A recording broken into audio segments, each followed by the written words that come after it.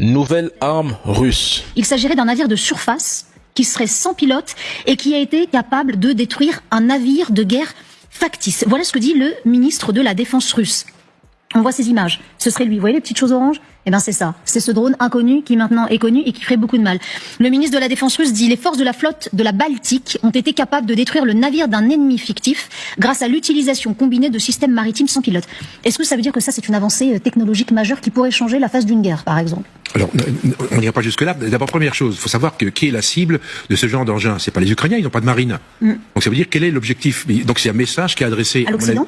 À l'Occident, aux États-Unis, puisqu'aujourd'hui peut-être dans une... La guerre change de visage. Le vrai destinataire de ce message, oui, c'est l'OTAN et surtout les États-Unis et le Royaume-Uni. La Russie dit clairement: approchez nos côtes avec vos navires, et on n'aura même pas besoin d'un missile hypersonique. Un simple drone naval kamikaze suffira pour vous couler proprement. Ce drone est une arme de zone grise, comme les Shahed iraniens. Difficile à intercepter, peu coûteux, utilisable en masse et idéal pour saturer une défense navale. Et oui, ce drone n'est pas pour l'Ukraine, mais pour ceux qui protègent l'Ukraine depuis la mer.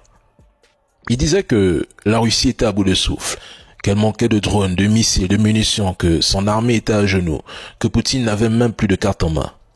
Mais pendant qu'il bavardait à Bruxelles, Moscou produisait en silence et en masse. Ce que la Russie montre aujourd'hui, c'est 10% de ce qu'elle possède réellement.